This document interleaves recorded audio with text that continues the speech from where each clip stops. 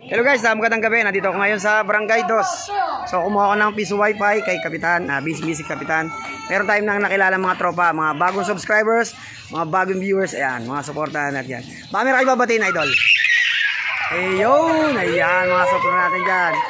Kaya sasama ko to sa ating vlog para mapanood din nyo. Ang pangalan, idol? Ayan po.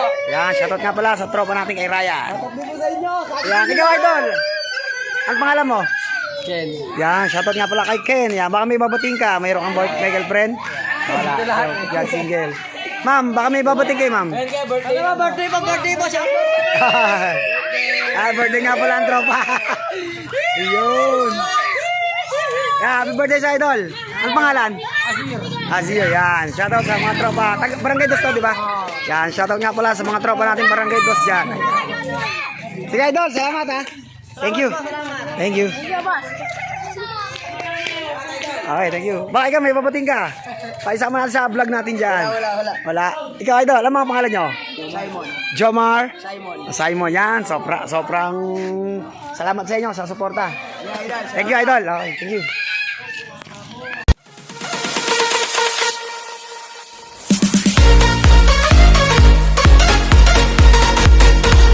Hello guys, good morning. Araw ng ngayon, Biyernes.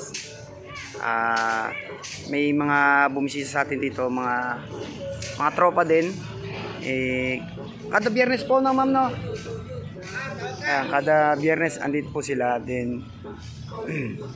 Kinausap tayo din. Sabihin natin ng mga tropa dito na pero gagawa na rin po ako ng paraan kada linggo. Magpapalinis rin tayo dito. Pwede na! Para medyo gumanda naman ating lugar. Kasi gawa ng ngayon hindi naman nagbabaha. Ayan, puro tambak ang mga basurong dito ngayon sa amin lugar. So dati kasi kada linggo may nagme-maintenance dito. Ngayon hindi nila ayos maasikaso kasi nga yung iba may mga trabaho. Kaya gagawa tayo ng paraan para ma-actionan natin tong lugar na to. Yan, dito pa ako natira sa Barangay Langgaman, Barangay 3, Langgaman, Kabuyan, Laguna. So ayan. So nag-uumpisa na sila. So ayan na nawala ng mga basura dito. At kakusapin natin yung mga bawat bahay na kung pwede may tapon or mga hindi pwedeng itapon o ano, di ba, tulad ng mga basura ilagay natin sa mga sako para makuha ng magbasura yung truck sa labas. Ayan. So ayan. Medyo okay naman na siya. Ayan, salamat pala kay Ma'am. Ayan, ito po ang mga ating mga kaibigan. Ayan, then sila po yung nagme-maintenance dito sa ating ilog na para manatiling malinis ang ating lugar kasi hindi natin hindi natin maano talaga na malamok dahil dyan sa mga tubig na i-stock. So, ma'am, ano pong pangalan niyo, ma'am? Ayaw. So, ito po ang ating mga kaibigan dyan. Yan, sila yung nag-maintenance dito sa ating lugar sa Barangay Langgaman. Siyempre kailangan natin tumulong din sa paglilinis para hindi masyado matambak. Pero gagawa tayo ng paraan na kada linggo, yan, yayain ko yung mga kasama natin dito na mga paglinis. Then para manatiling malinis ang ating lugar. So ayan, tinatanggal nila yung mga basura.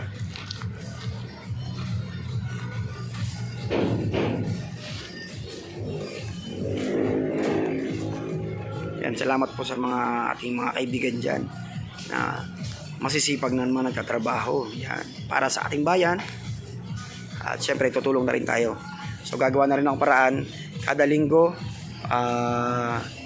maglilinis tayo para at least bumisita man sila, hindi na sila yung parang napaka masyadong marumi na mahirapan na talagang kasi kahit naman ikaw or makikita mo na napakarumi, talagang parang walang pagbabago. Then tayo na mismo ang kikilos para sa ating lugar, para din sa ating bayan, para yung kasi ito yung mga basura guys, ito yung nag-uumpisa nagbaha. So kato dito, ayan, natanggal yung mga basura, diba? Ayan, sineseparate nila. Then pagka nag-ipon-ipon na, iakit nila sa taas para mahakot. Ayan. Katulad nito, nawala yung mga basura, umaagos yung ating tubig. Ayan. Ayan, salamat nga pala sa team ng kay J-Lord. Ayan. So yan guys, update ko kayo guys pagka talagang na-actionan ko yung ating paglilinis kada linggo-linggo. So nalilinis naman nila hanggang doon sa dulo para pag may nagche-check, medyo talagang malinis na at may pagbabago. Hanggang dito na lang guys. Salamat.